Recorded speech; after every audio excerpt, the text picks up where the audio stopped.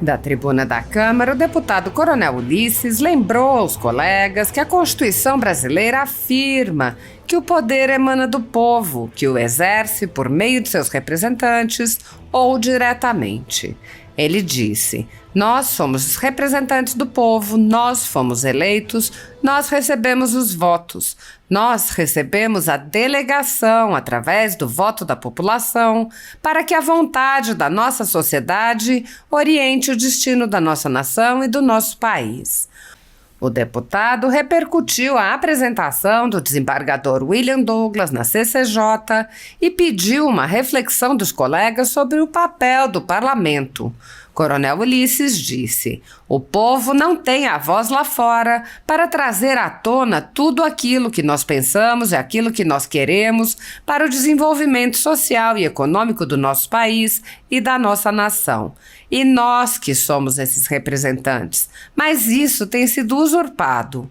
Não podemos permitir que o Poder Judiciário, ou melhor, que um ministro com apenas um único voto, alguém que não foi eleito pelo povo, não é representante do povo, porque a Constituição diz que todo o poder emana do povo, que o exerce pelo voto, que nos dá o poder para representá-lo, possa impor de modo tirânico a ordem neste país.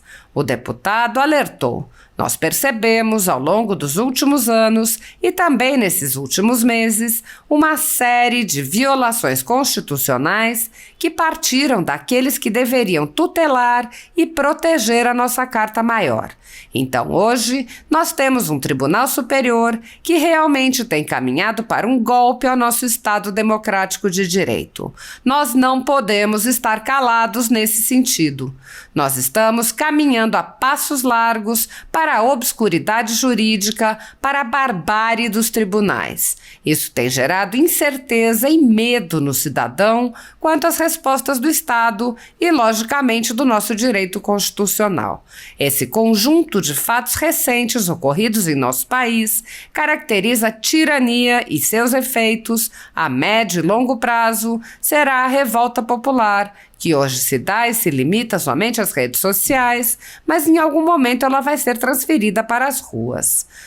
No pronunciamento mencionado pelo deputado, o desembargador William Douglas advertiu os parlamentares sobre as consequências de sua omissão face aos abusos de outros poderes. Douglas apontou que os próprios parlamentares vêm agindo para retirar suas prerrogativas e mesmo sua representatividade ao tentar calar colegas de quem discordam. Ele apontou: está havendo um silenciamento de parlamentares, culpa também dos parlamentares que, em vez de ganhar no argumento, em vez de ganhar na discussão, estão querendo ganhar na criminalização, na judicialização. O desembargador alertou: os senhores estão deixando os juízes calarem os seus eleitores. Os senhores não estão dispondo do que é seu. Logo, não podem abrir mão. Os senhores estão deixando os seus eleitores serem calados.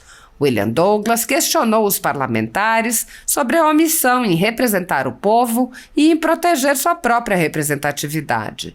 Ele perguntou: como que 513 deputados e 81 senadores passam um tempo danado aqui fazendo acordos para fazer uma lei que contemple a todos, nós sabemos como é difícil, com uma representação bastante razoável da sociedade e um único ministro em decisão monocrática vale mais que todos os senhores.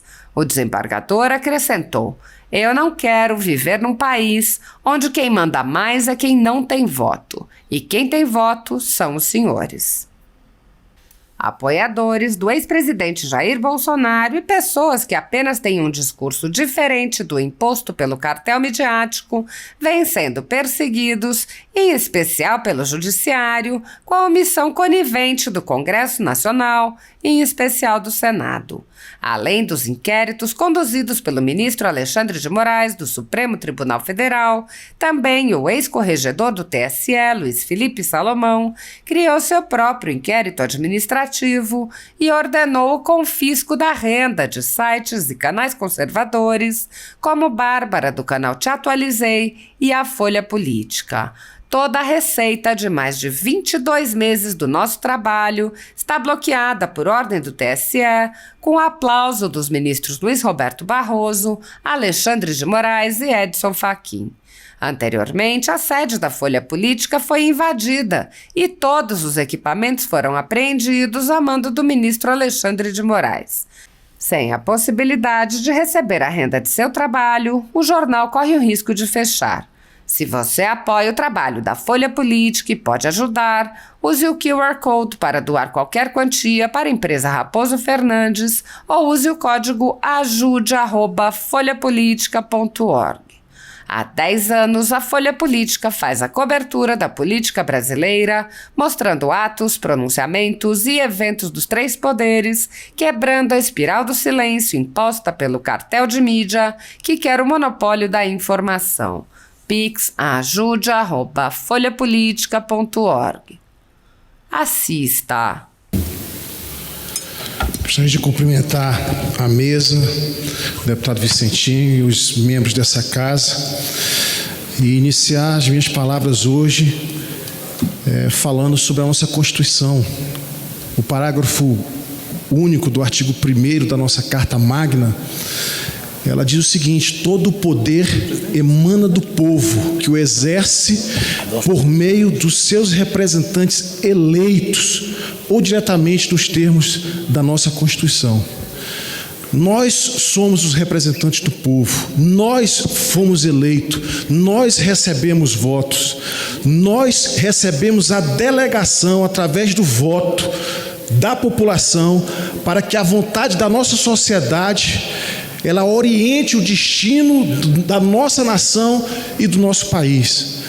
As palavras do desembargador William Douglas, essa semana na Comissão de Constituição e Justiça, ela remete a nós refletirmos que o nosso papel tem a necessidade e a importância de retomar o parlamento como sendo realmente a voz do povo dentro dessa casa, porque eles não têm a voz lá fora para poder trazer à tona tudo aquilo que nós pensamos e aquilo que nós queremos para o desenvolvimento social e econômico do nosso país e da nossa nação. E nós que somos esses representantes, isso tem sido usurpado.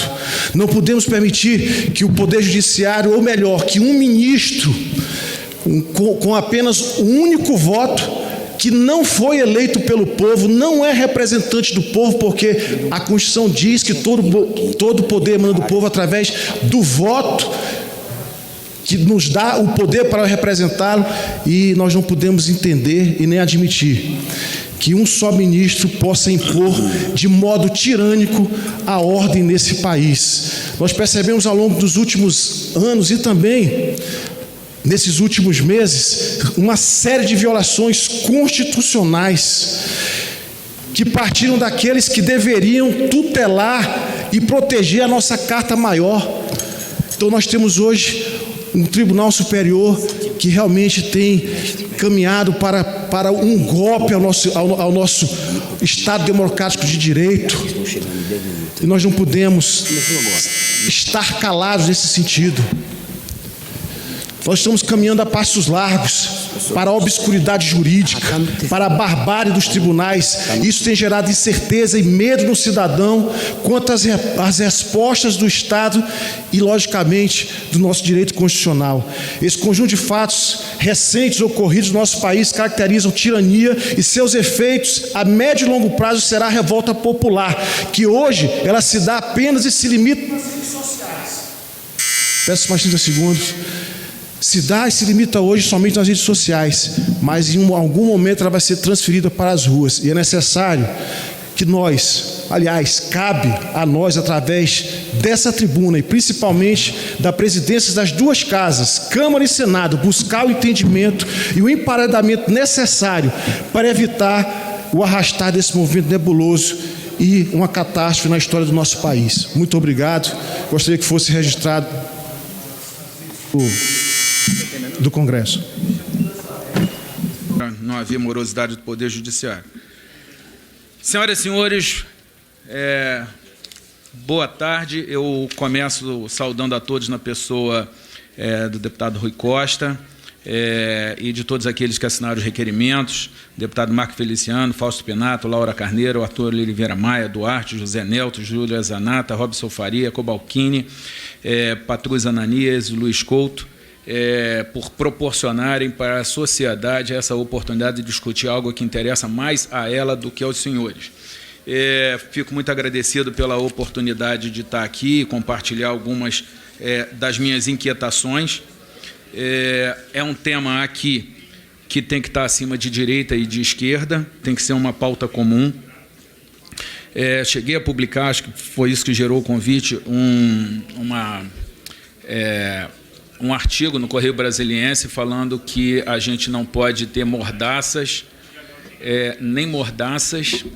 nem almoços gratuitos. E talvez aqui não se queira pagar o preço da democracia. A Constituição diz com muita clareza: os deputados e senadores são invioláveis civil e penalmente por quaisquer de suas opiniões, palavras e votos. É o que está na Constituição. E a Constituição esse livro é o único ponto em comum que pode unir direita e esquerda, eleitores de Lula, eleitores de Bolsonaro. A única coisa que a gente consegue ter, de falar assim, vamos ter um único país, vamos trabalhar junto por pautas comuns, é a gente olhar a Constituição e falar assim, olha, independente das profundas divergências, vamos cumprir a Constituição. E a Constituição diz claramente, os senhores deputados e senadores são invioláveis, civil e penalmente, por suas opiniões, palavras e votos. Quem não gosta disso, que vá trabalhar para mudar a Constituição.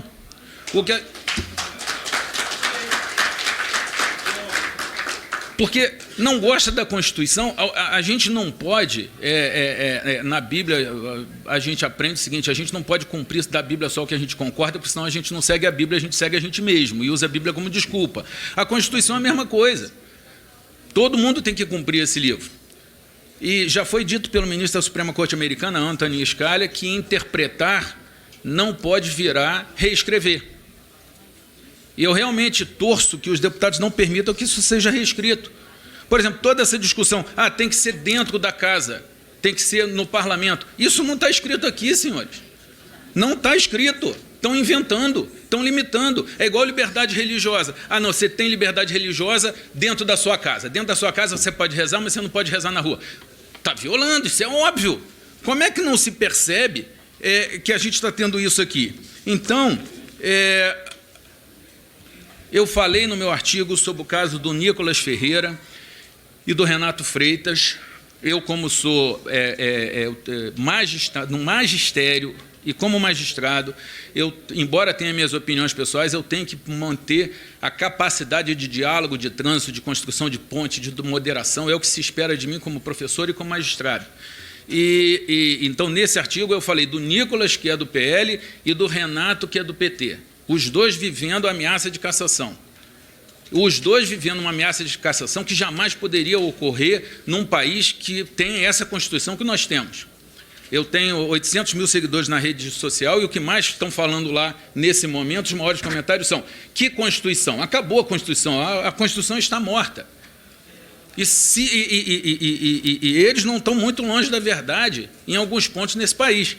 Veja, eu estou vendo, e aí desculpe, o Saramago diz que quem está fora da ilha, é preciso estar fora da ilha para ver a ilha. Eu tenho todo respeito pelo parlamento, todo respeito por Vossa Excelência, mas tem algumas coisas que quem olha de fora, a gente fica angustiado, porque em alguns momentos, por exemplo, no caso lá do Renato Freitas, ele é um cara de esquerda, um rapaz negro, um rapaz que veio da favela, filho de presidiário, de lavadeira. Ele representa ali em Curitiba uma posição absolutamente importante para a sociedade, ele fala para pessoas, e a sensação que eu tenho é que querem usar a maioria para se livrar do elemento incômodo. Os parlamentares têm que ter respeito pela opinião do adversário. No caso do Nicolas, o Nicolas ele fala por uma camada bastante grande da população. Então, quando querem calar o Nicolas ou o Renato, estão querendo calar os seus eleitores. Eleitores que a única oportunidade que talvez tenham de falar sem serem presos é através dos seus parlamentares, que deveriam ter uma proteção maior do que o cidadão comum. Então está havendo um silenciamento de parlamentares, aí culpa também dos parlamentares que, em vez de ganhar no argumento, em vez de ganhar na discussão, estão querendo ganhar na criminalização, na judicialização. Por exemplo, racismo. É óbvio que existem alguns pontos que são óbvios, que são muito objetivos. Não existe imunidade para praticar racismo. O problema, e eu já estive aqui 2 vezes em audiências públicas defendendo as cotas raciais, porque eu estou no movimento negro já há 24 anos, e quando eu digo que eu estou no movimento negro, algumas pessoas me olham e falam assim, mas, William, não lhe falta algo? Pois é. Aí eu falo, sim, me falta um país sem racismo, me falta um país diferente, e é por isso que eu estou no movimento negro. E é um problema de todos, não é um problema só de uma cor de pele ou outra. O problema é que há lugares em que, se você diz que você é contra a cota racial, você é classificado como racista. A própria questão, gente, divergência não é discurso de ódio. Divergência não é fobia de alguma coisa. Vossas Excelências precisam da liberdade de falar. Calar Vossas Excelências é calar os eleitores de Vossa Excelência, é calar o povo brasileiro. Não é corporativismo classificar a questão de imunidade com as teorias, isso é ultracorporativismo. Que corporativismo? A imunidade não protege vocês, protege, na verdade, o povo que quer falar através de vocês. É uma desonestidade intelectual classificar isso como corporativismo. O parlamento, que é o lugar do debate, a gente tem que trazer o debate para o parlamento para que ele não aconteça na rua. A gente tem que deixar algum lugar onde as pessoas possam ter a sua voz. E aí, meus queridos, desculpe, falo isso com todo respeito, eu não consigo entender a posição de Vossas Excelências.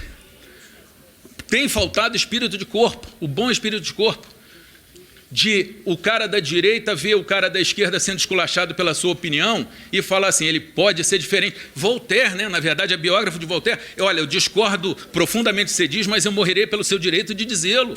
Está faltando isso. Vocês estão querendo ganhar essa discussão, ou na maioria, e um dia a gente é maioria, outra é minoria. Vejam o caso do Google.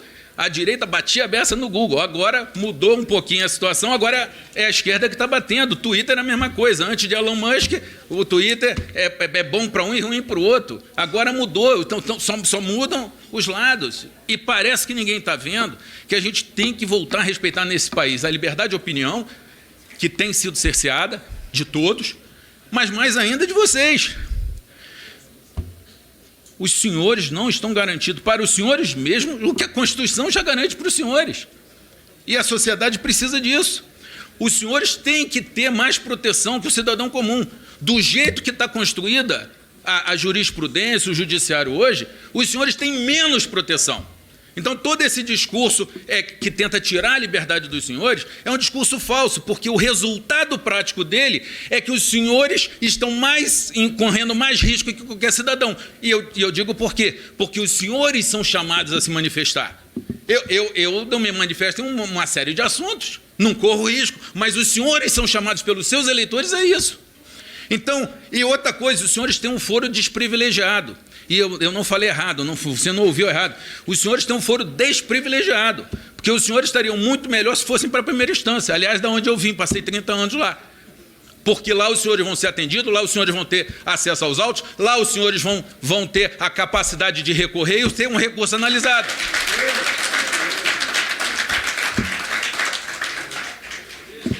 Então, sinceramente, eu acho que os senhores deveriam acabar com o foro privilegiado, seria uma grande vitória dos senhores, porque do jeito que está, é pior para os senhores.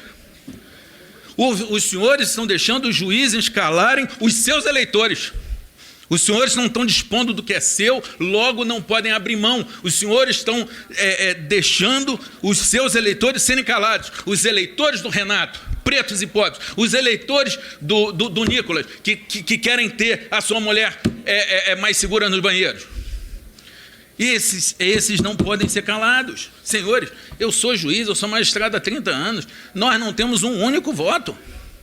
Como é que eu sem voto, aliás, Como que 513 deputados, 81 senadores, passam um tempo danado aqui fazendo acordo, organizando uma lei para sair uma lei que contempla todos, e a gente sabe como é difícil, com uma representação bastante razoável da sociedade, um único ministro em decisão monocrática vale mais do que todos os senhores.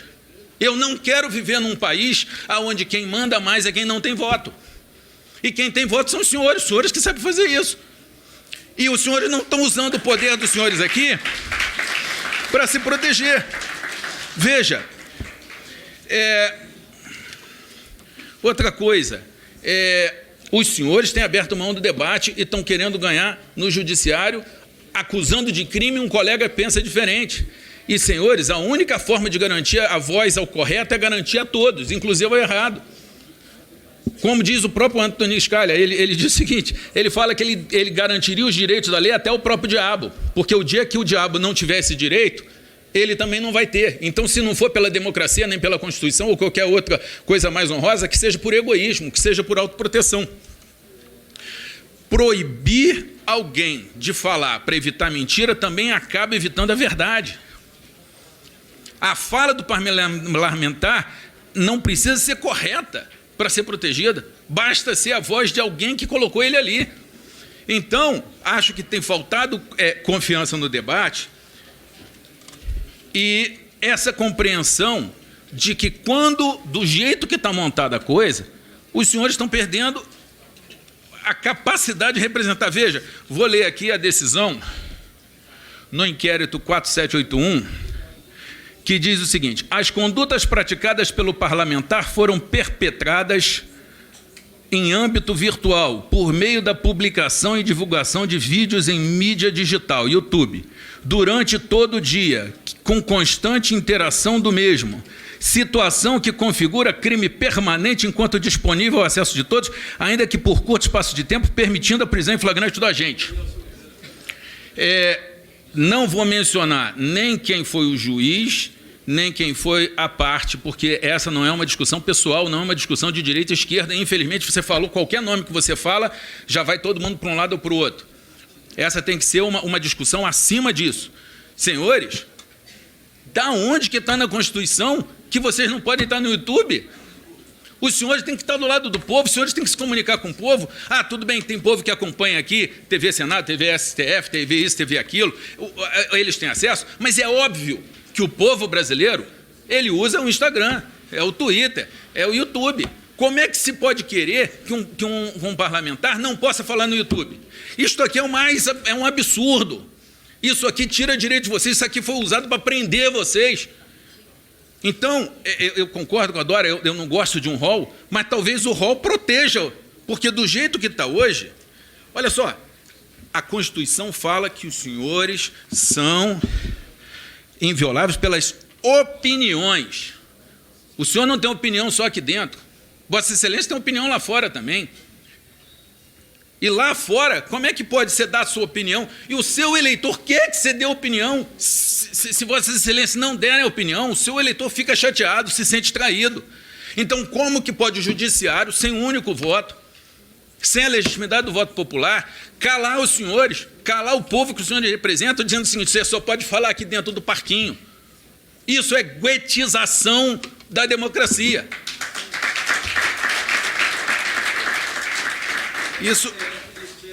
Isso é guetização da democracia.